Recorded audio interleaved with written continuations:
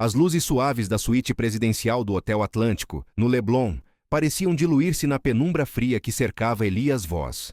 O burburinho distante da Avenida Delfim Moreira e o som ritmado das ondas quebrando na praia, a melodia constante da metrópole em seu frenesi noturno, não conseguiam preencher o vazio sufocante daquele ambiente opulento.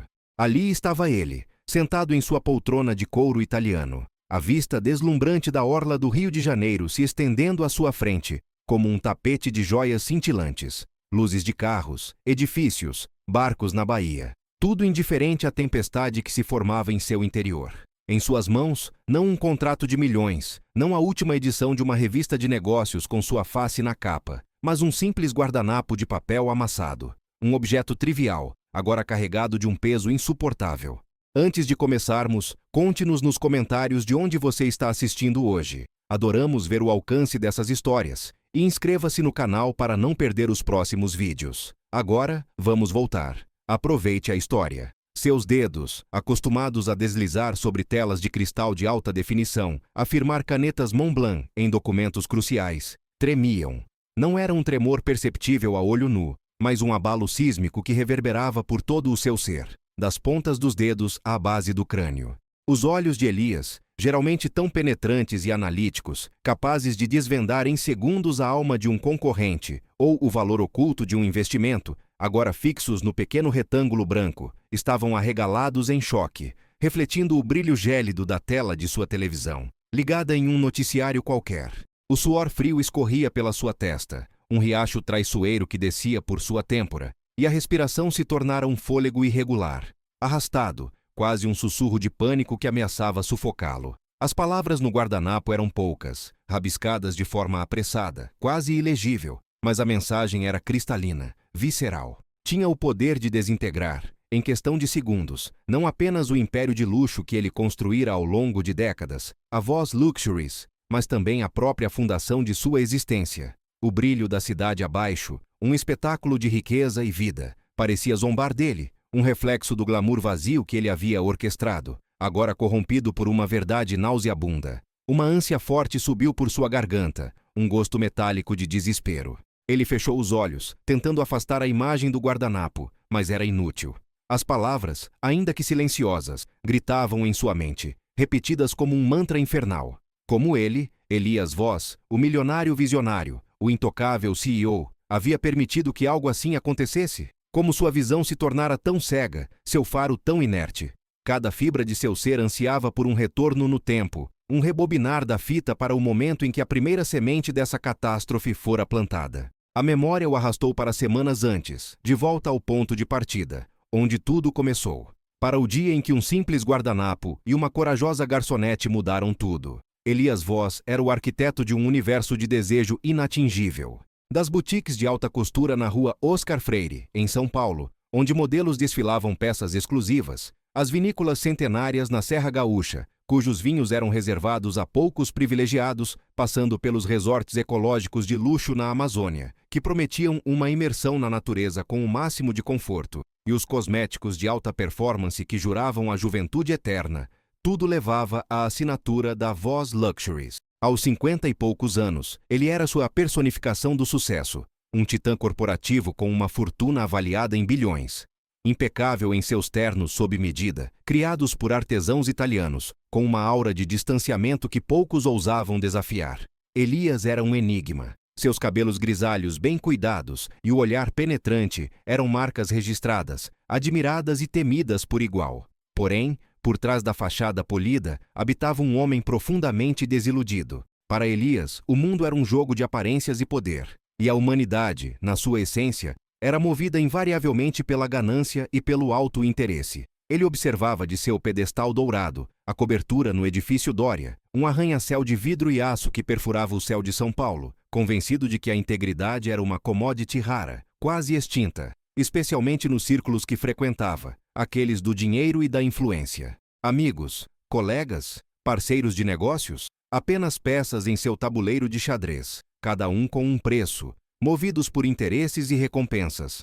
Sua rotina era um balé coreografado de jatos particulares para Genebra ou Dubai, reuniões de conselho com vista para o skyline paulistano, jantares com chefes de estado e galas beneficentes onde os sorrisos eram tão falsos quanto as pérolas nos colares mais caros. Ele era o milionário que tinha tudo materialmente, mas sentia que não tinha nada de real.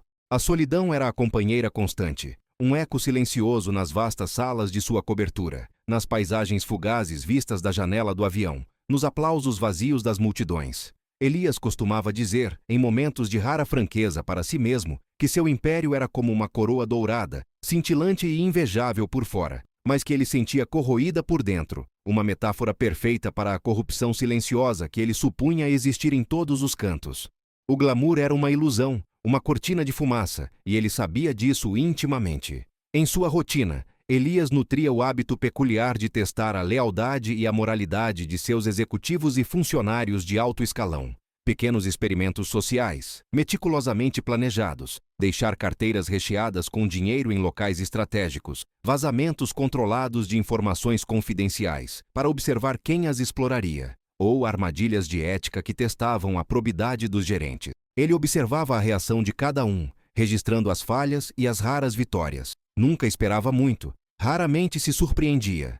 O cinismo era seu escudo e sua prisão, uma barreira autoimposta contra qualquer possível decepção. Mas essa rotina de testes estava prestes a mudar, de uma forma que ele jamais imaginaria. Essa visão de mundo, amarga e resignada, era o que o impulsionava a um experimento mais ambicioso. Elias sentia um vazio existencial profundo, uma falta de propósito que nem mesmo o acúmulo ilimitado de riqueza, de poder, de reconhecimento conseguia preencher. Era uma espécie de crise de meia-idade tardia para um homem que parecia ter transcendido todas as preocupações mortais. Ele buscava algo real, algo que pudesse provar que sua percepção estava errada, que a integridade verdadeira ainda existia, não como uma utopia romântica, mas como uma força tangível, capaz de resistir à tentação, no cotidiano das pessoas comuns. Era uma busca por redenção, ainda que inconsciente, para o seu próprio espírito esgotado. Ele precisava encontrar uma prova, uma única evidência de que nem tudo era fachada e preço. Foi essa busca, essa necessidade urgente de validação ou de refutação, que o levou a uma decisão radical. Ele se disfarçaria. Abandonaria temporariamente o manto de Elias Voss, o bilionário intocável, e se tornaria um homem comum, sem seus carros de luxo, seus seguranças discretos, seus cartões de crédito ilimitados. Ele queria observar seu império de dentro, não pelos olhos dos relatórios financeiros ou das análises de mercado, mas pela perspectiva daqueles que viviam à margem, que sentiam o peso das decisões corporativas sem nunca as influenciarem.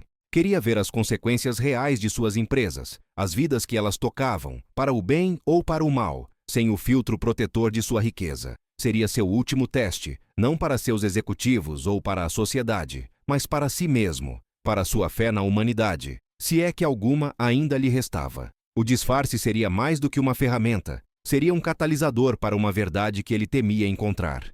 Ou talvez, esperava secretamente, para uma verdade que o libertaria. A metamorfose foi meticulosa. Ele escolheu um nome comum, Marcelo Silva. Cortou o cabelo impecável, substituindo o penteado sofisticado por um corte mais curto e prático. Trocou os óculos de grife por um modelo mais simples, de armação fina e discreta. Seu guarda-roupa de alfaiataria deu lugar a roupas discretas, jeans desbotados e camisas de flanela ou algodão, compradas em uma loja de departamento popular no centro de São Paulo. Até seu relógio Patek Philippe foi trocado por um modelo de pulso comum, de marca acessível. Retirou seus anéis e abotoaduras de ouro. Seu destino seria a periferia de São Paulo, o lado da cidade que o glamour da Voss Luxuries raramente alcançava. Um mundo de ônibus lotados, comércios de rua e a luta diária pela sobrevivência. Lá, ele esperava encontrar a essência da vida, desprovida de adornos. Foi nesse disfarce, de um Marcelo Silva anônimo e quase invisível, que Elias encontrou o restaurante Sabor da Vila, no bairro de Cambuci. Um lugar simples, com mesas de plástico surradas, toalhas xadrez desbotadas e um cheiro persistente de fritura velha que impregnava o ar e as roupas. Ele se sentou em um canto estratégico, próximo à cozinha, observando o movimento incessante.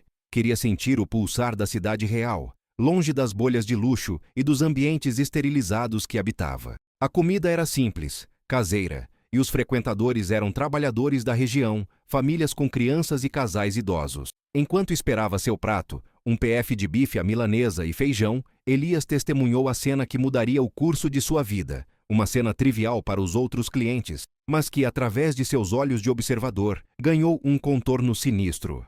Uma garçonete, jovem, com os cabelos castanhos presos em um coque apressado, lutava para equilibrar uma bandeja pesada, repleta de pratos sujos. Ela parecia exausta, mas movia-se com uma determinação silenciosa. O gerente do local, um homem corpulento de rosto avermelhado, suado, que ele viria a saber ser Olavo, a abordou com um tom de voz áspero, que ecoou levemente no ambiente ruidoso. Clara, de novo com essa lerdeza, o cliente da mesa 7 já reclamou da demora do café. E não se esqueça, seu turno vai até mais tarde hoje, por conta do imprevisto de ontem. A gente tem que compensar, não é mesmo? Olavo disse, com um sorriso que não alcançava os olhos, um lampejo de satisfação sádica. Havia uma conotação desagradável em sua voz, uma ameaça velada que Elias, em sua nova pele de Marcelo, sentiu com uma intensidade que o Elias voz de antes, protegido por seu exército de advogados e assessores, nunca teria notado. A intimidação era palpável. Clara apenas assentiu, o rosto pálido, sem dizer uma palavra.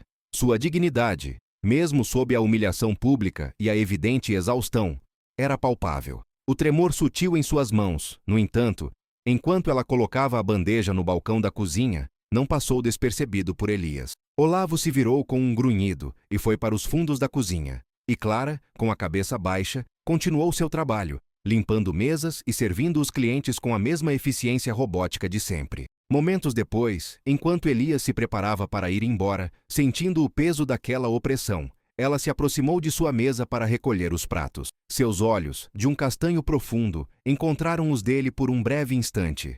Havia medo neles, sim, mas também uma faísca de algo mais. Uma determinação silenciosa que fascinou Elias. Ninguém mais notou, mas quando ela se curvou para pegar o guardanapo sujo ao lado do prato de Elias, suas mãos se roçaram de forma quase imperceptível. Ela apertou algo em sua palma. Quando ela se afastou, sem levantar a cabeça, Elias olhou para sua mão. Um guardanapo limpo, cuidadosamente dobrado, estava ali. Ele sentiu uma pontada de curiosidade, algo que ele raramente experimentava com tal intensidade. Que tipo de mensagem uma garçonete humilde passaria para um estranho em um restaurante de periferia? Era a primeira anomalia em seu experimento de observação. Clara Ruiz, a garçonete do Sabor da Vila, era uma figura de resiliência e sacrifício. Aos 24 anos, ela já carregava o peso de uma vida inteira. Seus sonhos de se formar em enfermagem foram abruptamente interrompidos há 2 anos, quando seu irmão mais novo, Miguel, de apenas 10 anos, foi diagnosticado com uma doença autoimune rara e debilitante. Desde então, seus dias eram uma maratona exaustiva. Turnos duplos no restaurante, bicos de faxina em apartamentos de luxo no centro e a incansável busca por medicamentos caros e tratamentos especializados que o sistema público de saúde mal cobria. Ela era a única responsável por Miguel, que passava grande parte do tempo internado em hospitais públicos superlotados, ou em casa, frágil e dependente de seus cuidados. Seus traços finos eram marcados pelo cansaço visível, e havia olheiras profundas sob seus olhos castanhos, mas esses mesmos olhos brilhavam com uma empatia e uma força silenciosa, que Elias, mesmo sob o disfarce de Marcelo, não pôde deixar de notar. Ela se movia com uma leveza estranha, um balé de movimentos calculados para evitar esbarrar nas mesas ou nos colegas,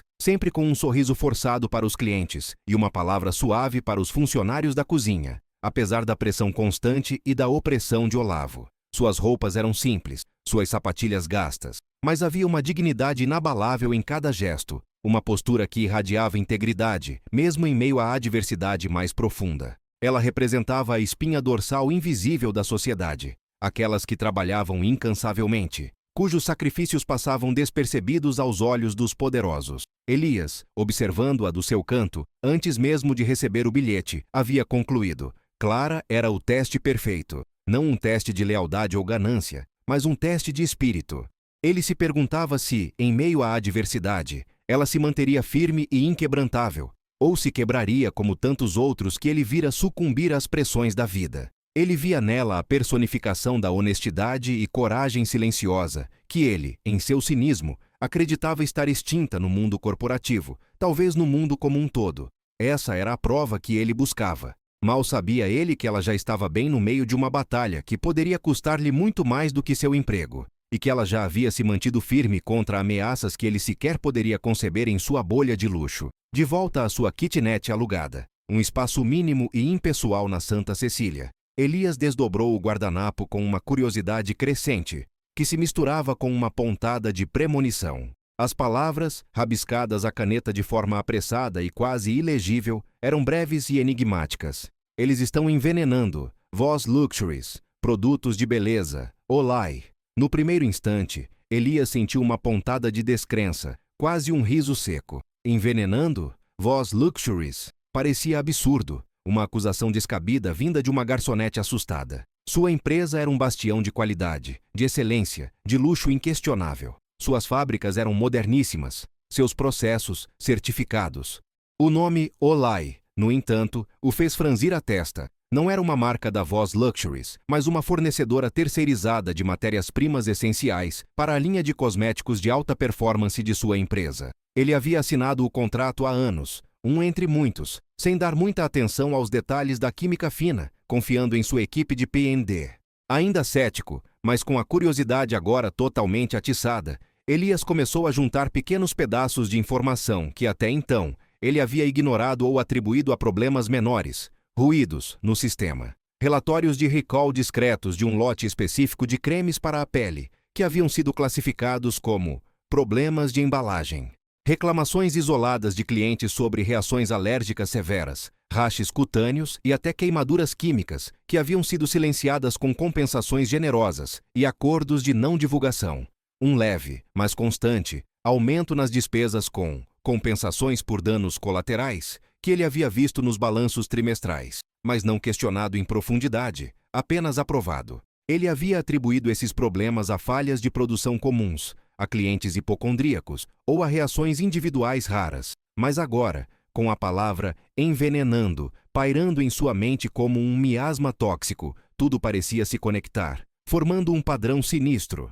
O cinismo de Elias, que antes o protegia de qualquer desilusão, foi lentamente substituído por uma sensação de desconforto crescente, de náusea. As suspeitas sutis que Clara havia plantado em sua mente começaram a se transformar em provas concretas, reconstruindo-se em sua memória. Ele se viu revisando e-mails antigos em seu celular pré-pago, buscando qualquer menção a problemas com a fornecedora Olai. Encontrou um memo interno, datado de 6 meses atrás, alertando sobre um lote de um determinado componente, um conservante-chave para cremes faciais, que havia chegado com um grau de pureza inferior ao esperado, mas que havia sido aprovado após correção pelo diretor de produção. Correção? Ou disfarce? Um acobertamento? O memo estava assinado por Victor Dreger, seu COO. Um calafrio percorreu sua espinha. O que o chocou não foi apenas a possibilidade de seu império estar envolvido em algo tão macabro, tão criminoso, mas o fato de que ele, o todo-poderoso Elias Voss, o homem que se orgulhava de sua visão e controle, não tinha sequer suspeitado. Ele havia se isolado tanto em seu jogo de poder, em sua torre de marfim, que a realidade brutal e traiçoeira havia se infiltrado em suas fundações sem que ele percebesse. A sua coroa dourada estava de fato corroída por dentro, e o veneno estava se espalhando. Elias abriu os olhos novamente, o suor frio escorrendo pela têmpora, seu corpo tenso como uma corda de violino prestes a se romper. O guardanapo ainda estava ali, em suas mãos, agora visivelmente trêmulas. A lembrança do olhar determinado de Clara, da ameaça velada de Olavo, e, acima de tudo, de sua própria cegueira e arrogância, invadia sua mente como um tsunami. A ficha finalmente havia caído.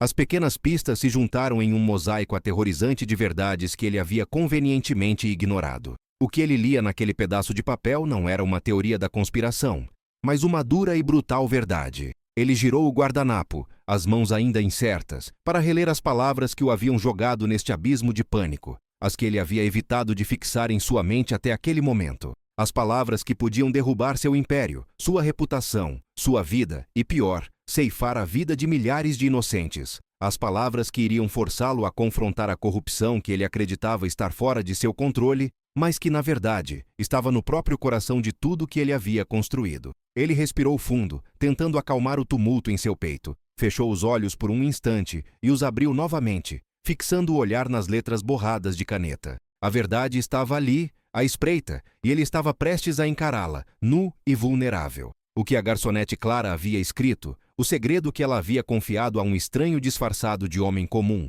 As palavras que o assombravam agora eram: eles estão trocando ingredientes. É a linha Renove. Miguel está doente por causa disso. Temos pouco tempo. O corpo de Elias gelou. Miguel.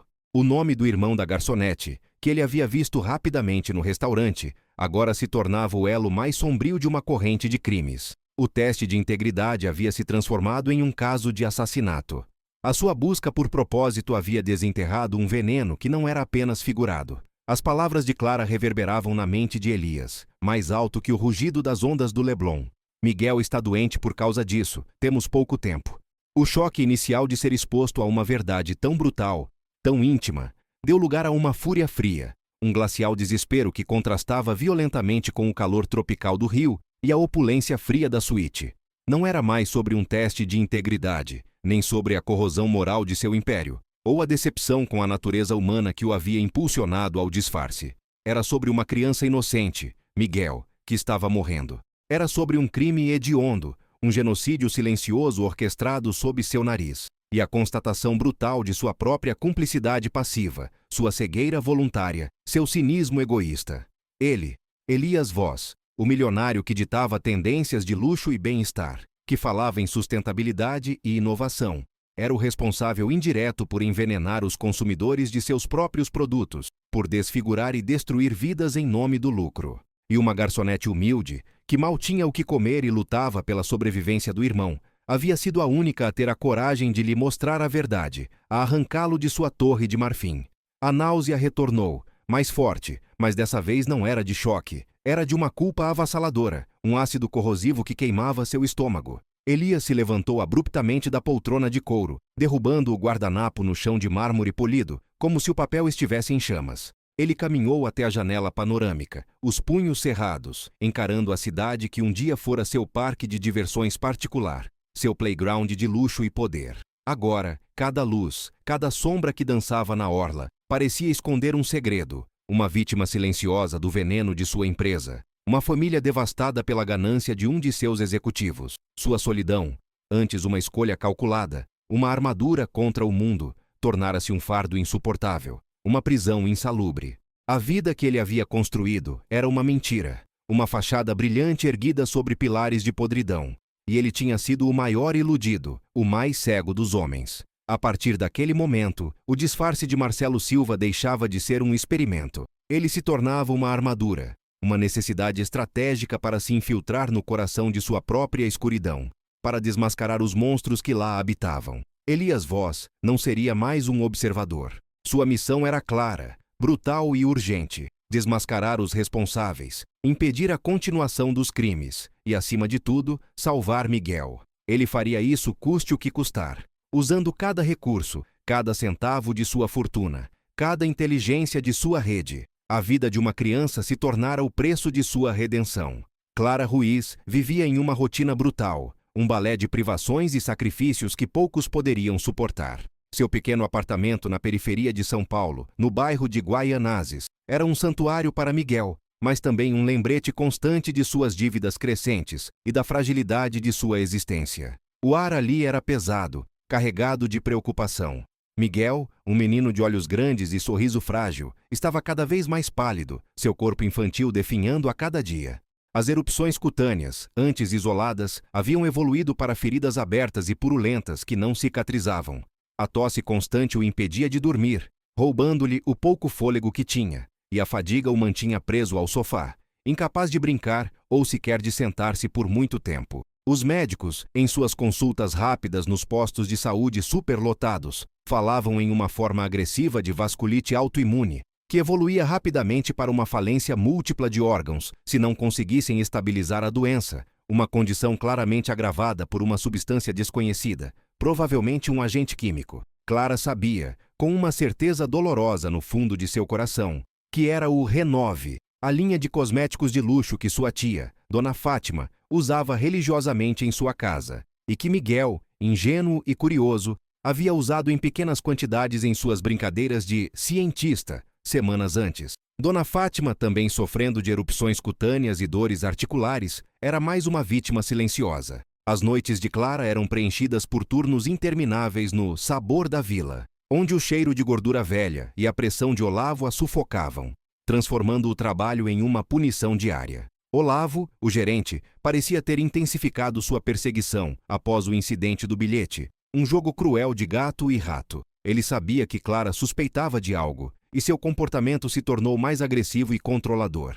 Clara, a gente sabe que você é espertinha, mas tem coisas que é melhor deixar pra lá, entende? Um passarinho me contou que você andou falando demais. Isso pode ter consequências, não só pra você, mas pra quem você mais se importa. Ele murmurou um dia, enquanto ela limpava uma mesa, o olhar fixo no dela, um aviso gélido que fazia a pele de Clara arrepiar. As ameaças eram veladas, mas o recado era claro: calar ou sofrer as consequências. Clara sentia o perigo apertar, um nó constante na garganta. Dívidas médicas de quase 30 mil reais se acumulavam, uma montanha intransponível, e as despesas com o aluguel, alimentação e os poucos confortos que podia oferecer a Miguel eram um desafio diário. Miguel, em sua inocência infantil, perguntava com os olhos marejados: "Quando a gente vai poder sair, irmã? Quando eu vou poder brincar de novo, como antes?" E Clara, engolindo o choro, sorria, escondendo as lágrimas que ardiam em seus olhos, prometendo um futuro que parecia cada vez mais distante e irreal. Seu medo era palpável, um companheiro constante, mas a raiva também crescia em seu peito, um fogo lento e insistente. Raiva pela injustiça, pela indiferença criminosa dos poderosos que envenenavam vidas em busca de lucro, pela fragilidade de Miguel, pela impotência que a consumia. Ela não podia se calar. Seus pais haviam morrido em um acidente de carro anos atrás, e Miguel era tudo o que lhe restava. Ela era a única voz dele, e essa voz, por mais trêmula que fosse, não seria silenciada. Em sua luta diária, Clara encontrava pequenos momentos de respiro, instantes fugazes de normalidade que a mantinham sã. Ela lia livros emprestados da biblioteca pública, imaginando uma vida longe daquele sofrimento. Às vezes, olhava para a foto de seus pais na cabeceira de Miguel, buscando neles a força que parecia esgotar-se. O senhor Marcelo Silva, o cliente discreto do restaurante, tinha sido uma figura curiosa. Seus olhos, embora simples, pareciam entender algo que ia além das aparências, da fachada. Ele era diferente dos outros, mas ela sabia que não podia confiar em ninguém. Não de verdade. Sua vida, e a de Miguel, dependia de sua própria coragem solitária e da esperança teimosa que se recusava a morrer. A situação no Sabor da Vila se tornou insustentável. Olavo não era apenas um gerente abusivo, ele era uma engrenagem menor, mas crucial, na conspiração, um capataz leal aos seus mestres. Certo dia, um homem de terno caro, de feições duras e um olhar frio como aço, apareceu no restaurante. Sua presença destoava completamente do ambiente simples. Ele se apresentou como Dr. Coutinho, um representante de relações públicas da Voz Luxuries, e pediu para falar com Clara em particular. A cena se desenrolou em um canto afastado do salão, sob o olhar atento e sorridente de Olavo, que parecia saborear o momento. "Clara Ruiz, certo? Soube que você tem algumas preocupações sobre nossos produtos e, digamos, alguns acidentes envolvendo sua família. A Voz Luxuries leva a sério a satisfação do cliente e, claro, a saúde de sua família. Doutor." Coutinho disse, a voz suave, polida, mas com um tom ameaçador que a fez sentir um arrepio. Ele deslizou um envelope grosso, quase imponente, sobre a mesa. "Aqui está uma ajuda substancial para os custos médicos de seu irmão e uma boa quantia para você se afastar por um tempo, talvez ir para o interior, para um lugar mais tranquilo, recomeçar. Não precisa se preocupar com mais nada. Mas, claro, isso exige discrição. Nenhuma palavra, nem um sussurro, sobre qualquer problema com nossos produtos ou sobre esta conversa. É um acordo mútuo, entende? Para o bem de todos, principalmente de seu irmão." Clara sentiu o coração disparar. Um tambor descompassado em seu peito. O dinheiro, uma quantia que resolveria suas dívidas, que garantiria os medicamentos de Miguel por meses, talvez anos, estava ali, ao alcance de sua mão. Miguel poderia ter o melhor tratamento, sem preocupações financeiras. Por um breve, angustiante momento, ela considerou. A imagem de Miguel, pálido e fraco, a tosse que rasgava seu peito, a atormentou. A tentação era imensa, a promessa de alívio, quase irresistível. Mas então, a face do menino em seu delírio, a tosse incessante, a raiva pela injustiça, pela hipocrisia, voltaram com força total. Ela pensou nos outros Miguéls por aí, que seriam envenenados se ela se calasse, em Dona Fátima, em todas as vítimas silenciosas. O dinheiro não compraria sua paz, apenas o silêncio de sua consciência. Não, ela disse, a voz embargada pela emoção, mas firme como uma rocha, apesar de seu corpo inteiro tremer. Eu não vou aceitar. O dinheiro não vai comprar minha consciência. E não vai curar o que vocês fizeram. O que estão fazendo? Dr. Coutinho levantou uma sobrancelha, um sorriso desdenhoso brincando nos lábios finos, uma expressão de surpresa e desprezo. É uma pena. Parece que você não entende a gravidade da situação, Clara. A Voss Luxuries é uma empresa poderosa, com alcance global. Pessoas desaparecem quando contrariam a Voss Luxuries. Pense bem na sua decisão. Pense no seu irmão. Temos olhos e ouvidos em todos os lugares. Ele se levantou lentamente, ajeitando o terno, deixando o envelope, tentador e perigoso, sobre a mesa, como uma armadilha. Amanhã, a oferta expira. E as coisas podem ficar muito, muito feias para você e para o garoto. Ele se virou e saiu sem olhar para trás. Olavo, que assistia de longe, sorridente, se aproximou com um ar de censura e um tom de voz baixo, mas carregado de ameaça. Sua idiota, você sabe o que acabou de fazer? Vai se arrepender amargamente disso. Não venha me pedir ajuda quando as coisas pegarem fogo. Ele a puxou bruscamente pelo braço, a força desproporcional. Elias, ainda como Marcelo, sentado em sua mesa de sempre, fingindo ler um jornal velho, observou a cena com uma mistura de repulsa e admiração.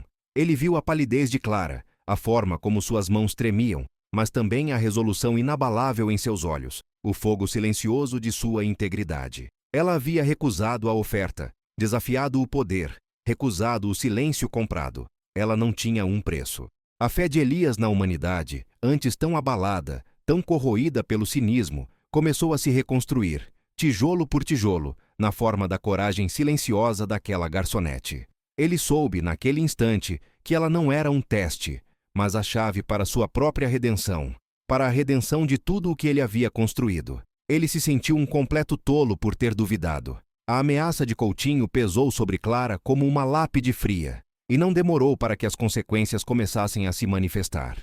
Olavo a demitiu no dia seguinte, citando baixa produtividade e atitude subversiva, para disfarçar o verdadeiro motivo. Sem emprego, com Miguel piorando a cada hora, a tosse se tornando mais seca e dolorosa, e as feridas em sua pele se espalhando, o pânico era um nó apertado e sufocante em sua garganta. Ela estava encurralada, sem saída aparente, mas ela não cedeu. Em vez de fugir, em vez de se esconder, ela decidiu agir, a raiva agora mais forte que o medo. Ela havia juntado mais peças do quebra-cabeça, nomes de fornecedores, horários de entregas suspeitas, um endereço de armazém secreto na Vila Leopoldina, em São Paulo. Informações cruciais que ela guardava religiosamente em um caderninho puído, escondido debaixo do colchão de Miguel, seu último e mais perigoso trunfo. Ela sabia que o Marcelo Silva era sua única esperança. Ele parecia ser o único a vê-la de verdade, a ouvir seus medos e sua verdade. Elias, por sua vez, sentindo a urgência da situação e a iminente ameaça a Clara, esperava por ela com uma ansiedade crescente. Ele havia retornado ao restaurante, dia após dia, disfarçado, sem sucesso, seu coração apertado a cada vez que ela não aparecia. Até que a viu em um ponto de ônibus lotado, na Avenida do Estado, o rosto abatido pelo cansaço e desespero, mas os olhos ainda com aquele brilho de desafio, de fogo indomável. Ele a seguiu discretamente, mantendo uma distância segura, até uma farmácia popular, onde ela tentava, sem sucesso, conseguir uma receita mais barata para os medicamentos de Miguel, implorando à farmacêutica. Clara? Elias se aproximou, sua voz suave, quase um sussurro no burburinho da rua, para não assustá-la. Ela se virou abruptamente, assustada, seus olhos arregalados, o corpo tenso. Marcelo, o que você faz aqui? Você está me seguindo? Havia desconfiança e exaustão em seu tom. Eu estava por perto. Você está bem?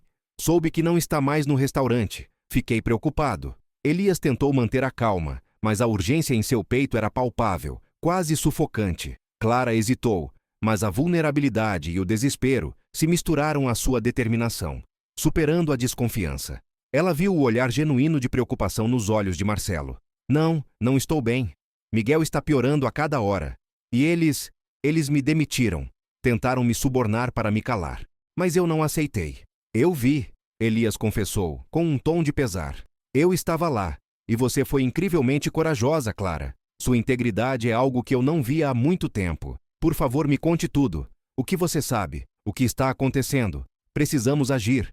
Clara, sentindo uma confiança inesperada naquele homem de olhar sério, mas gentil, que a havia observado e apoiado, puxou um segundo guardanapo de seu bolso, este com mais detalhes, números de lote, datas de produção, nomes de caminhoneiros e o endereço do armazém da Vila Leopoldina. Ela o entregou a Elias com as mãos trêmulas, mas a voz firme. Está tudo aqui. Eu não posso mais guardar isso sozinha.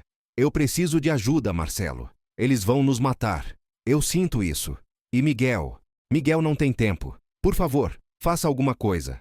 Elias pegou o guardanapo, sentindo o peso daquela informação em suas mãos. O destino de uma família. O futuro de seu próprio império. Seus olhos escanearam as palavras, as coordenadas, os nomes. Ele sentiu um choque elétrico. Aquelas não eram apenas denúncias vagas, eram informações operacionais detalhadas, capazes de derrubar uma corporação, de desmascarar uma rede criminosa. Seu próprio coração batia forte com uma raiva fria e calculista. Raiva por Victor Dreger, seu COO, que ele já suspeitava estar por trás das irregularidades. Raiva por si mesmo, por ter sido tão cego, tão absorto em seu próprio mundo. A garçonete havia lhe entregue não um bilhete, mas uma declaração de guerra, e ele estava pronto para lutar. Naquele momento, parado em uma rua movimentada de São Paulo, o cheiro de poluição e a pressa das pessoas ao seu redor se tornando irrelevantes, Elias Voz deixou de ser Marcelo Silva, o observador cínico e desiludido. Ele se tornou, de fato, Elias Voz, o bilionário impiedoso, o estrategista frio, mas agora com um novo e poderoso propósito.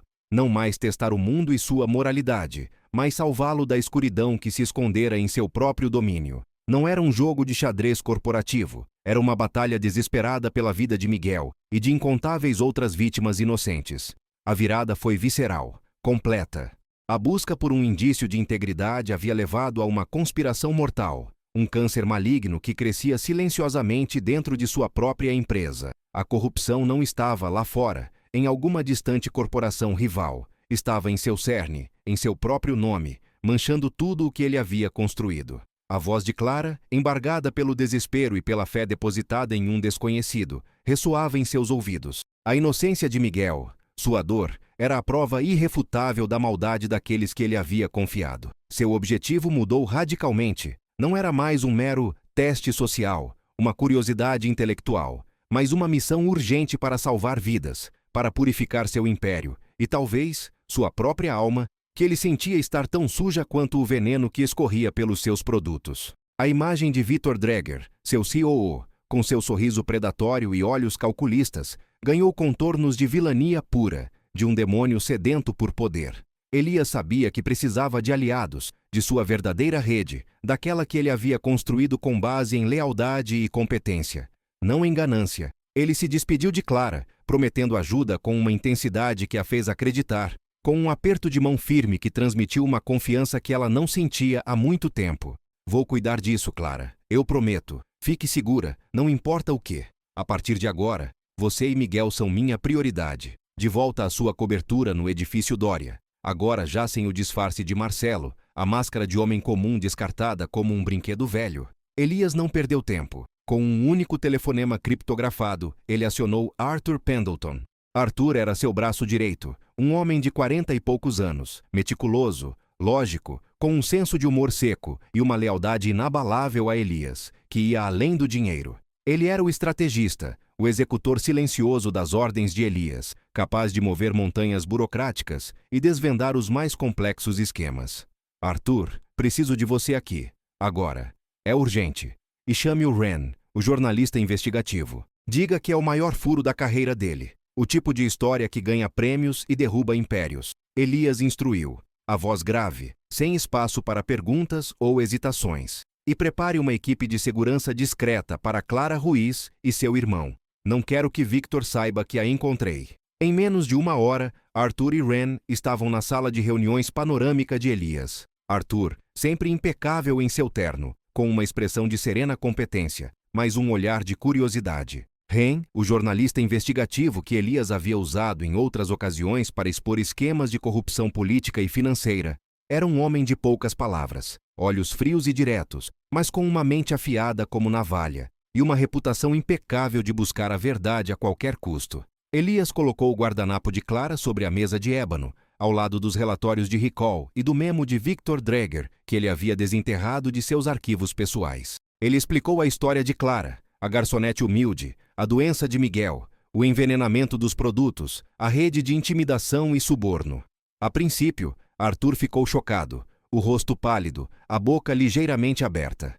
Ren apenas ouvia, imperturbável, absorvendo cada palavra, seus olhos analisando friamente os documentos. Elias, isso é inacreditável. O impacto na empresa, na sua reputação, na marca Voss Luxuries. Arthur começou, preocupado com as implicações corporativas e financeiras. Para o inferno com a reputação e com os lucros, Arthur. Elias cortou, a voz alta, carregada de uma paixão e fúria que Arthur raramente via em seu chefe calculista. Pessoas estão morrendo. Crianças estão morrendo. Miguel está morrendo. Victor Dreger está fazendo isso dentro da minha empresa, com o meu nome. E eu não vou permitir. Quero que vocês desenterrem cada podre, cada registro falsificado, cada centavo desviado. Ren, quero que você prepare a maior matéria de sua vida, com provas irrefutáveis e testemunhas que não possam ser silenciadas. Arthur, precisamos de evidências legais, contábeis, científicas. E o mais importante, Clara e Miguel precisam de proteção imediata e total. Encontrem a melhor equipe de médicos para Miguel. Eu não me importo com o custo. Quero que ele sobreviva. A sala ficou em silêncio por um momento. Arthur e Ren trocaram um olhar. Eles viram um Elias Voss diferente. Não um empresário cínico e frio, mas um homem movido por uma nova e poderosa moralidade, por uma urgência que vinha do coração. O jogo havia acabado. A guerra havia começado e as apostas eram as mais altas possíveis. A equipe, agora um trio improvável de um bilionário redimido, um estrategista pragmático e um jornalista implacável, entrou em ação com uma urgência febril, quase desesperada. A sala de reuniões de Elias foi transformada em um centro de operações clandestino, isolado e à prova de escutas. Arthur, com sua equipe de analistas forenses e contadores de confiança, todos juramentados ao sigilo absoluto, mergulhou nas profundezas dos registros financeiros e de produção da Voss Luxuries. Eles vasculhavam balanços de anos anteriores, contratos com fornecedores, despesas superfaturadas, discrepâncias em ordens de compra de matérias-primas e, claro, o rastro da fornecedora Olay e seus componentes corrigidos. Era como desvendar um labirinto complexo, onde cada porta oculta uma nova camada de mentiras. Paralelamente, Ren, por sua vez, ativou sua rede de informantes, ex-policiais, detetives particulares e jornalistas investigativos em todo o país, todos com experiência em desvendar crimes corporativos. Ele começou a caçar histórias similares de reações alérgicas severas, mortes inexplicáveis atribuídas a outras causas, mas que, sob uma análise mais atenta, se encaixavam nos sintomas de Miguel. Eram consumidores da linha Renove, em diferentes estados do país. Uma jovem influenciadora digital em Salvador, uma professora de yoga em Curitiba, um empresário em Manaus. Sua abordagem era mais mão na massa, com infiltrações em grupos de apoio a vítimas em redes sociais, entrevistas secretas e disfarces variados, ora de representante de seguro, ora de pesquisador de mercado, ora de um advogado buscando justiça. O perigo em seu trabalho era constante, mas a sede por justiça o impulsionava. Elias, ainda usando sua persona de Marcelo, em alguns momentos, manteve contato com Clara, garantindo que ela e Miguel estivessem o mais seguros possível. Ele moveu-os para uma casa simples, mas discreta e segura, localizada em um condomínio fechado nos arredores de Campinas, com um enfermeiro particular, 24 horas para Miguel e suprimentos médicos de emergência de última geração, tudo pago em dinheiro e através de canais anônimos para não levantar suspeitas de Victor. Elias sentia uma necessidade desesperada de protegê-los, de reverter o mal que seu império havia causado. A culpa corroía-o, mas a ação o impulsionava. Os obstáculos surgiam a cada passo, como uma névoa densa tentando encobrir a verdade. Registros adulterados eram uma parede de mentiras quase impenetrável, cada documento parecendo limpo, perfeito. Servidores de e-mail limpos, históricos de conversas apagados, dados de produção manipulados, testemunhas intimidadas, com medo de falar, suas vozes silenciadas por ameaças anônimas e chantagens sobre suas famílias. Uma ex-funcionária do controle de qualidade da Voss, uma química chamada Doutora Beatriz, que havia levantado suspeitas internas sobre a Olay meses antes, foi encontrada morta em um acidente de carro, na rodovia dos Bandeirantes. A notícia gelou o sangue de Elias. Victor não brincava em serviço. Ele era um assassino a sangue frio. A presença de Victor Dreger, o COO, era uma sombra constante e opressora, um predador à espreita dentro da própria empresa. Ele era o tipo de homem que usava seu charme como uma arma, sua inteligência para manipular e sua ambição para destruir. Em reuniões do conselho, Victor era eloquente, persuasivo, sempre com um sorriso que não chegava aos olhos, uma máscara de cordialidade que escondia uma mente calculista. Elias, meu amigo, o mercado está aquecido. Nossos produtos Renove nunca venderam tanto. Temos que otimizar ainda mais os custos, buscar novas parcerias estratégicas para o crescimento. Ele dizia, com um tom de falso entusiasmo e lealdade, enquanto Elias o observava, sabendo da verdade por trás daquele brilho gélido nos olhos. Victor parecia sentir a investigação de Elias, a mudança em seu comportamento. Começou a fazer perguntas sutis sobre os projetos de Marcelo Silva, a se intrometer em setores que não eram de sua alçada direta, instalando câmeras e grampos em áreas sensíveis da empresa, contratando detetives particulares para seguir funcionários-chave. Ele isolava Elias, sutilmente minando sua autoridade, espalhando rumores de que Elias estava perdendo o controle, de que estava velho demais para a empresa. A tensão psicológica entre os dois se tornava palpável, um duelo silencioso de inteligência, dissimulação e poder.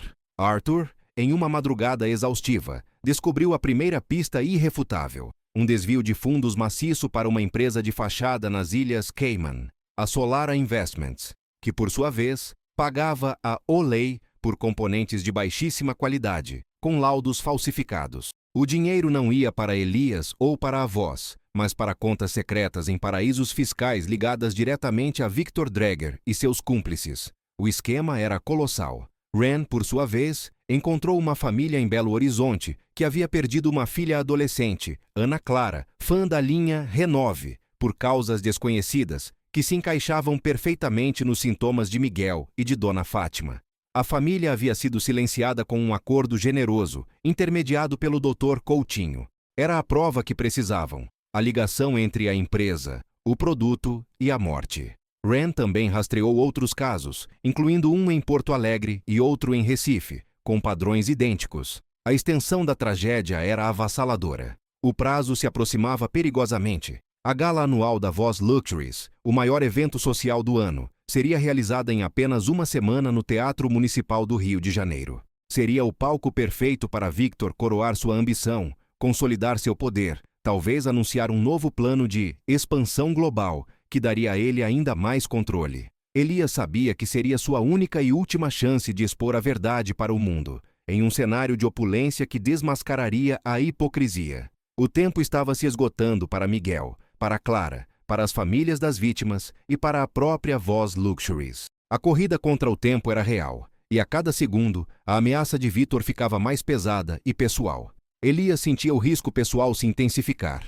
Ele já não era mais o observador, era o alvo principal, o único obstáculo para Victor. A cada dia que passava, o cerco se fechava em torno de Victor Dreger, mas ele era um adversário astuto, antecipando cada movimento, cobrindo seus rastros com a frieza de um predador. Arthur e Ren, exaustos, trabalharam incessantemente, suas equipes de olhos vendados para a verdadeira escala da investigação, mantendo a clandestinidade a todo custo. A prova crucial veio de uma fonte inesperada, mas bem planejada. Um ex-técnico de TI da Voz Luxuries, demitido por Victor sob pretextos falsos, que, por vingança ou precaução, havia guardado um HD externo com backups de e-mails antigos e planilhas de estoque, incluindo os da filial da Olay, antes que fossem apagados dos servidores principais. Arthur, com a ajuda de um hacker ético, conseguiu extrair os dados. Neles, a verdade nua e crua. Victor havia ordenado a substituição de ingredientes caros e seguros por componentes industriais tóxicos e irritantes, mais baratos, da Olay, em nome de uma otimização agressiva de custos, que na verdade era um esquema de fraude gigantesco. A linha Renove era um coquetel letal. Victor não estava apenas roubando milhões, estava envenenando e matando pessoas simultaneamente, com pleno conhecimento das consequências. Cada linha daquelas planilhas era uma sentença de morte. Elias, Ele está usando os lucros do envenenamento para financiar um plano para tomar o controle total da empresa. Ele não quer apenas dinheiro. Ele quer o seu império. Arthur revelou, a voz tensa, enquanto os dados brilhavam no telão da sala de operações, gráficos e tabelas de desvio de lucros surgindo em tempo real. Ele falsificou a sua assinatura em uma série de contratos com empresas de fachada e está comprando ações no mercado oculto através de uma rede complexa de laranjas. Ele quer você fora do caminho, para sempre. E os acionistas estão prestes a fazer um voto de desconfiança contra você, orquestrado por ele. A raiva de Elias transbordou. Um tsunami de indignação. Não era apenas sobre dinheiro, mas sobre uma traição pessoal profunda, uma ambição sem limites que desafiava toda a decência humana. Victor não era apenas um criminoso, era um psicopata, um monstro escondido sob um terno de grife. Então, o impensável aconteceu. No ápice da descoberta, Elias tentou ligar para Clara para avisar que a operação estava avançando e para reforçar a segurança dela e de Miguel, para tranquilizá-la. Não houve resposta. Nem uma, nem duas. Uma sensação de pavor gelou cada célula de seu corpo. Ele enviou Arthur, em um carro blindado, para verificar a casa segura onde Clara e Miguel estavam. A porta estava arrombada. O enfermeiro, encontrado desacordado e amarrado, com sinais de agressão. Clara e Miguel haviam desaparecido. A casa estava vazia, fria, o silêncio gritando a ausência. Victor Dreger havia agido. Rápido, cruel, letal. Ele sabia que Elias estava investigando, que o cerco estava se fechando. Clara era a peça mais vulnerável, a testemunha principal, o coração da denúncia.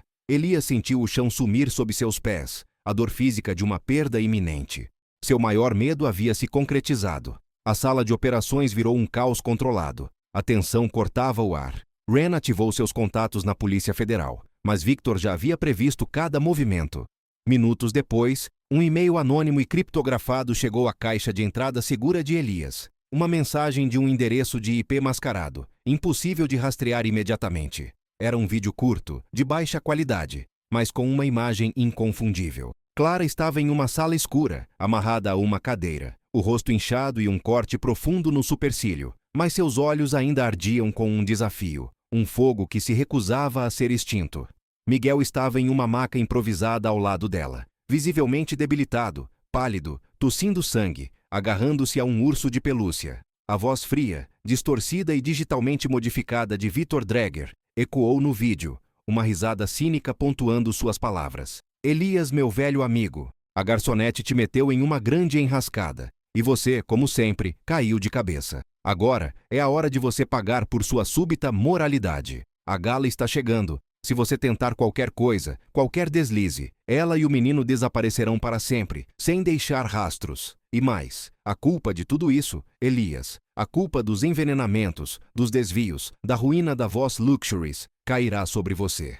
Tenho provas irrefutáveis de que você orquestrou tudo isso, os desvios, os envenenamentos, para sabotar a Voz Luxuries, destruir sua reputação e fugir com o dinheiro para um paraíso fiscal. O mundo vai ver você como o verdadeiro monstro. Elias sentiu um soco no estômago, um impacto que o deixou sem ar. Victor não apenas sequestrou Clara e Miguel, ele estava orquestrando um plano diabólico para incriminá-lo, para virar a narrativa, para transformá-lo no vilão. As provas falsas, transferências bancárias forjadas para suas contas pessoais em paraísos fiscais, depoimentos fabricados de funcionários arrependidos, que testemunhariam contra ele, documentos de aquisição de ações em seu nome, seriam apresentadas à mídia em um momento orquestrado. Elias Voz seria o inimigo público número 1. O milionário que envenenou seu próprio povo por ganância. O mundo de Elias virou de ponta cabeça. Não havia mais tempo para disfarces, para subterfúgios. Victor havia levado tudo, sua empresa, sua reputação, e agora, a vida de Clara e Miguel, as únicas pessoas que o haviam despertado de seu torpor cínico. Elias encarou seu reflexo na tela escura do vídeo, vendo seu rosto pálido e cansado, mas os olhos, agora, eram de pura e inabalável determinação. Só havia um caminho, um confronto público, total, sem volta. Ele teria que abandonar o disfarce de Marcelo Silva e, de uma vez por todas, o manto de Elias Voz, o bilionário intocável e distante. Ele teria que revelar a verdade, não apenas sobre Victor, mas sobre o que ele mesmo havia se tornado, o que ele havia perdido e o que estava disposto a sacrificar. O palco seria a gala da Voz Luxuries, a audiência, o mundo. e a única testemunha de sua redenção e de sua verdade era uma garçonete que ele precisava desesperadamente salvar antes que fosse tarde demais. Arthur Wren, quero a maior transmissão que já fizemos, uma mega produção. Cada detalhe, cada prova, cada testemunha que Wren conseguiu. E preparem o meu discurso, não vou pedir desculpas, vou expor a verdade, doa a quem doer, custe o que custar. Elias declarou, a voz ressoando com uma nova e perigosa resolução, uma calma assustadora. E o mais importante, quero cada homem que temos atrás de Victor Dreger. Encontrem Clara e Miguel. Eles são a chave. Eles são a minha única chance. A guerra havia se tornado pessoal, visceral, e ele estava pronto para lutar até o fim. A sala de operações na cobertura de Elias, outrora um santuário de luxo e uma fortaleza de seu ego, agora parecia um bunker de guerra. Mapas de São Paulo e Rio de Janeiro, diagramas da complexa estrutura da Voz Luxuries, fotos de Victor Dreger e seus cúmplices, e dolorosamente as fotos de Clara e Miguel, seus rostos agora os impulsionando com uma força moral avassaladora, cobriam cada centímetro das paredes de vidro e aço. O ar estava denso com a tensão, o cheiro forte de café e a urgência do tempo que se esvaía de suas mãos, impiedoso. A gala da Voz Luxuries, no icônico Teatro Municipal do Rio, seria em menos de 24 horas. Elias estava de pé, diante da enorme janela panorâmica que dava para a cidade. Os ombros tensos, a mente em ebulição. Um turbilhão de emoções conflitantes. Ele já não era Marcelo Silva, o homem comum disfarçado, a máscara de observador. Mas também ainda não era completamente Elias Voz, o bilionário frio e distante de antes. Havia uma tempestade interna. A raiva pela traição abjeta de Victor, a culpa excruciante por sua própria complacência e cegueira, o desespero crescente pelo paradeiro incerto de Clara e Miguel, e acima de tudo, o medo.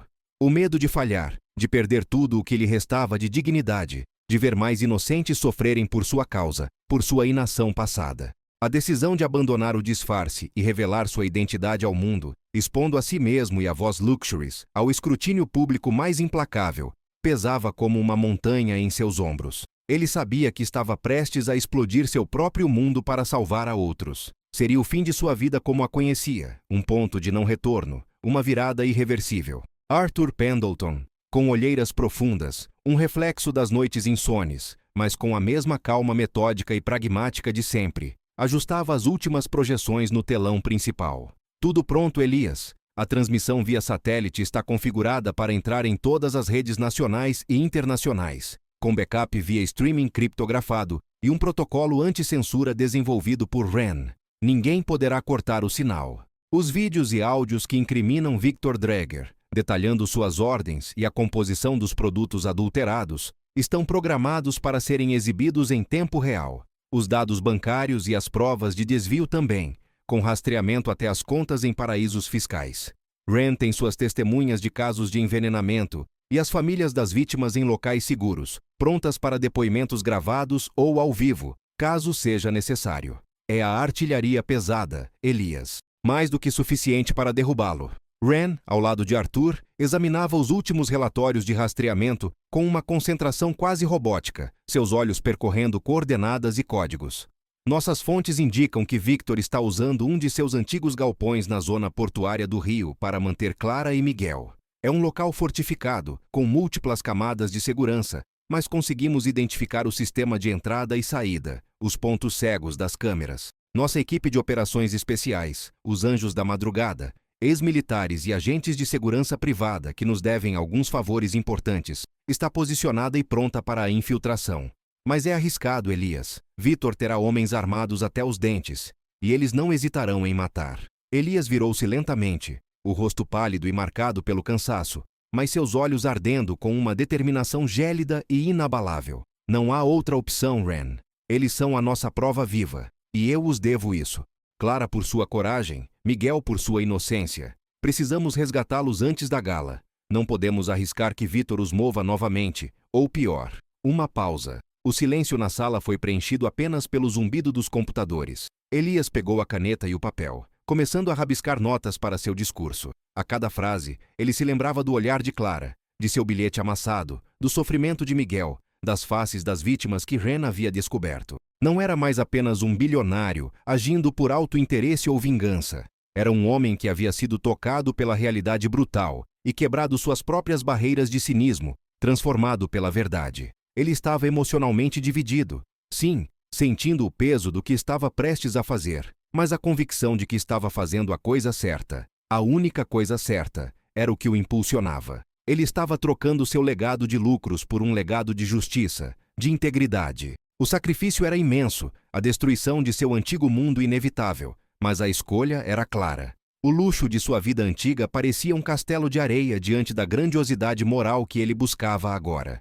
O Teatro Municipal do Rio de Janeiro estava em seu esplendor máximo, um monumento à beleza e à cultura. Lustres de cristal cintilavam, refletindo o brilho ofuscante de centenas de flashes de câmeras fotográficas e a luz suave de dezenas de holofotes.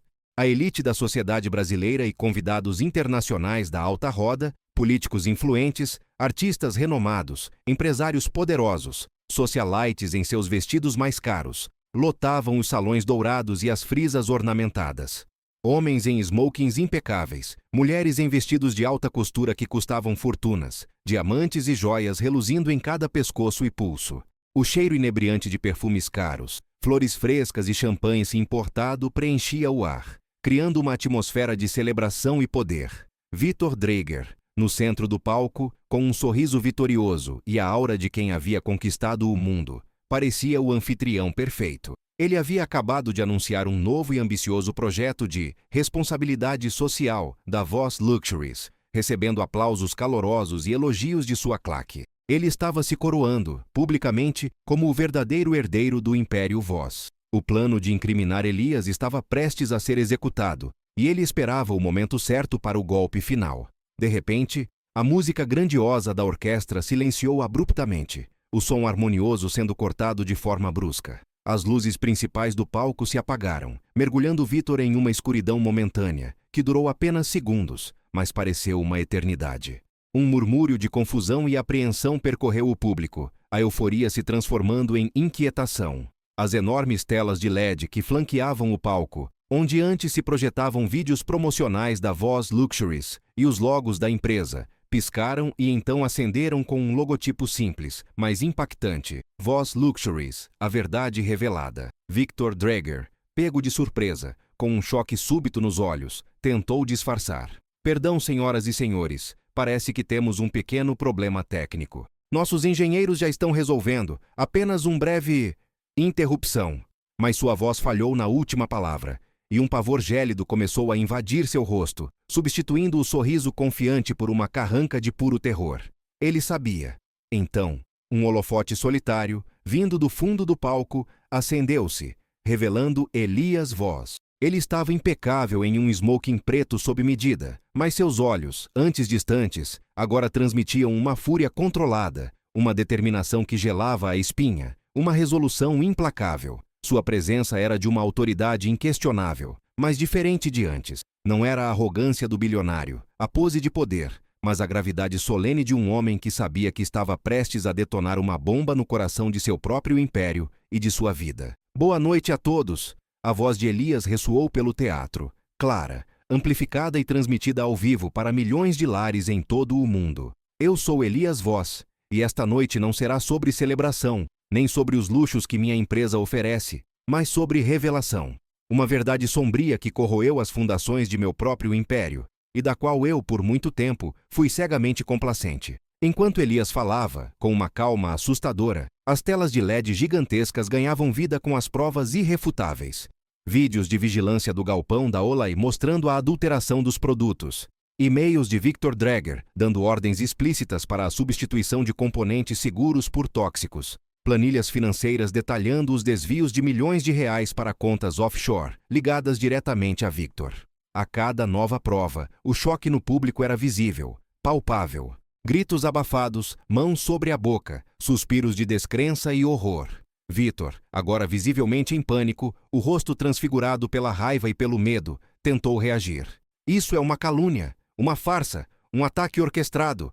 Elias está em declínio, sofrendo de delírios de perseguição, está senil, ele não é mais apto para liderar. Ele gesticulou freneticamente para seus seguranças pessoais, mas eles foram interceptados por homens robustos e discretos da equipe de Arthur, que haviam se infiltrado no evento, misturados ao público e à segurança do local. Calúnia, Victor? Elias perguntou, a voz cortante como uma lâmina de barbear. Ou a verdade brutal que você tentou enterrar com dinheiro, mentiras e assassinatos? E então, o momento mais dramático, a facada final. As telas de LED exibiram o vídeo de Clara, machucada, amarrada a uma cadeira, mas com os olhos fixos na câmera, cheios de coragem indomável. E Miguel, frágil, tossindo, agarrado ao seu ursinho. A voz fria e distorcida de Victor, ameaçando Elias, era inconfundível. Esta mulher, Clara Ruiz, uma garçonete humilde, foi a única que teve a coragem de tentar me avisar. Ela pagou por sua verdade com a liberdade e quase com a vida de seu irmão. Seu único crime? Sua integridade e sua coragem. Elias declarou, a voz embargada pela emoção, mas forte, ecoando por todo o teatro. Victor Dreger, o CEO desta empresa, sequestrou esta mulher e esta criança para me silenciar, para me incriminar e para continuar seu reinado de terror.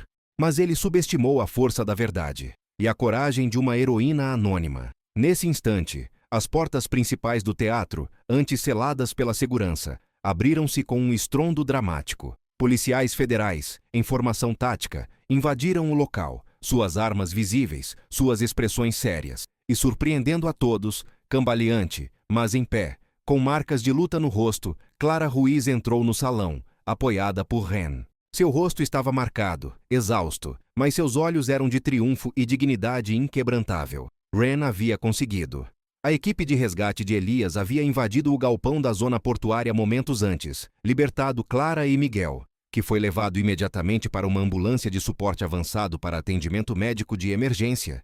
E Ren a trouxe até ali, sua testemunha viva e inegável. Um silêncio sepulcral caiu sobre o teatro, um silêncio tão pesado que se podia ouvir a própria respiração.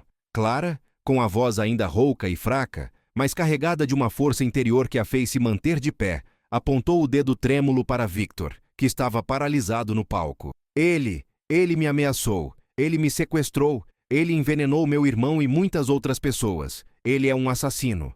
A confissão pública de Clara, ao vivo, para milhões de pessoas, foi o golpe final. A pá de cal sobre a conspiração. Victor Dreger, agora completamente encurralado, seus olhos selvagens e cheios de ódio e fúria, tentou uma última cartada desesperada, uma fuga patética da realidade. Mentira! Ela está sendo coagida. Elias Voz é o verdadeiro culpado. Ele me forçou a isso. Ele tem um império construído sobre corrupção e ele quer me incriminar para salvar sua pele podre. Ele correu em direção à mesa da imprensa, onde repórteres chocados gravavam cada segundo do espetáculo. Eu tenho provas. Elias Voz é o monstro. Ele é o verdadeiro responsável por tudo. Mas Elias já havia previsto essa reação teatral e desesperada. Victor, ele disse, a voz calma, controlada, mas penetrante. Suas provas falsas foram desmascaradas por Arthur Pendleton, meu COO e chefe de segurança, com a ajuda de uma equipe de perícia forense digital. Todos os documentos forjados foram encontrados em seu escritório e nos servidores que você achava que havia limpado para sempre. As transferências para suas contas offshore estão sendo rastreadas agora mesmo, em tempo real, pelos agentes da Polícia Federal presentes aqui. E a transmissão, Victor, é uma rede segura, impossível de interromper. Suas tentativas de subornar a imprensa e de me desacreditar já foram reveladas por Ren em suas reportagens prévias. As telas de LED então exibiram mensagens de texto de Victor para editores de grandes veículos de comunicação, oferecendo exclusividade em uma história bombástica sobre a queda de Elias Voz, com anexos de documentos falsificados, datas e horários que coincidiam com suas ameaças. A risada nervosa de alguns jornalistas se fez ouvir, seguida por um silêncio embaraçoso de suas tentativas falhas de manipulação. Victor Dreger estava completamente desmascarado, nu diante do mundo. Os policiais federais agiram rapidamente, cercando Victor Dreger. Ele foi contido e algemado no palco, diante da nata da sociedade e das câmeras de todo o mundo. Seu rosto, antes tão charmoso e arrogante, estava agora distorcido em uma máscara de raiva, desespero e humilhação.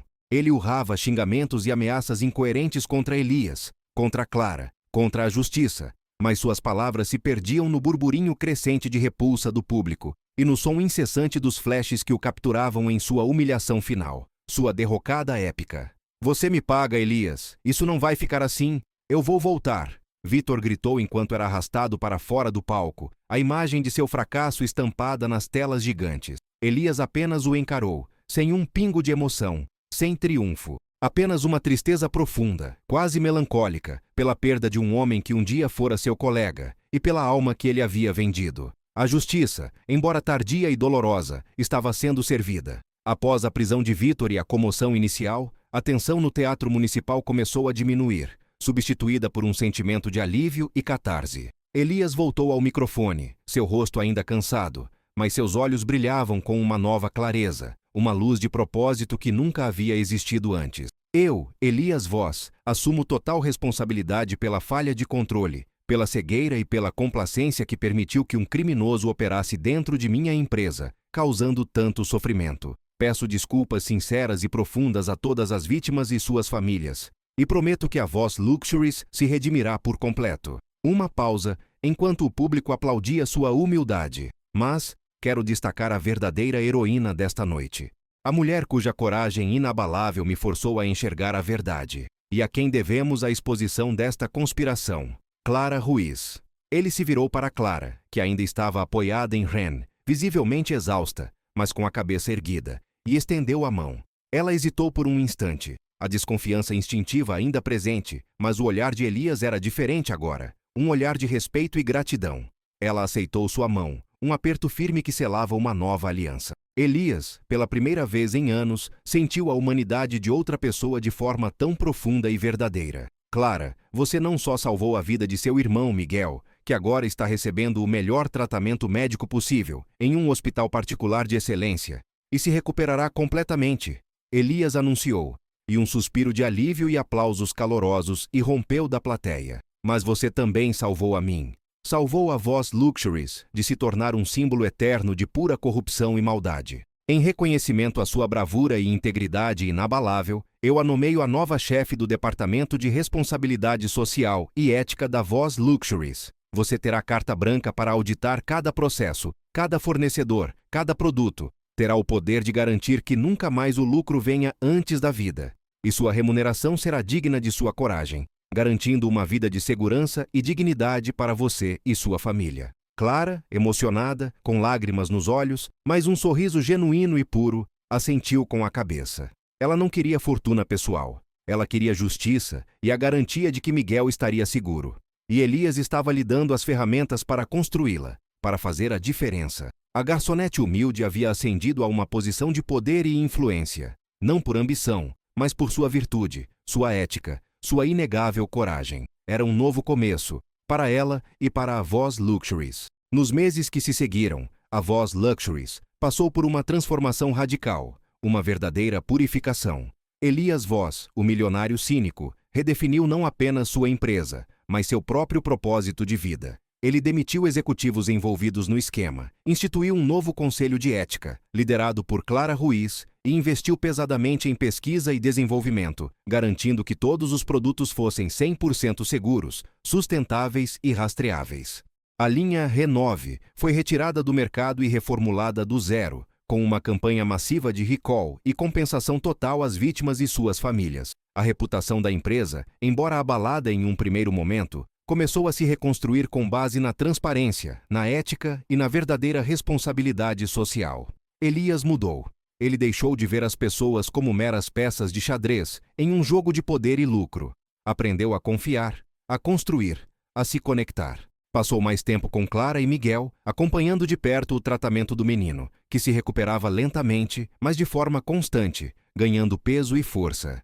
Ele se tornou um mentor para Clara, ouvindo suas ideias com atenção, apoiando suas iniciativas sociais e éticas com total liberdade e recursos. Sua vasta fortuna, antes um símbolo de sua solidão e um meio para seus jogos de poder, tornou-se uma ferramenta para proteger vidas, para inovar, para curar, não apenas para gerar lucros. Ele criou a Fundação Miguel, uma entidade sem fins lucrativos que financiava pesquisas sobre doenças autoimunes, oferecia tratamento gratuito a crianças carentes e promovia a conscientização sobre a segurança de produtos de consumo.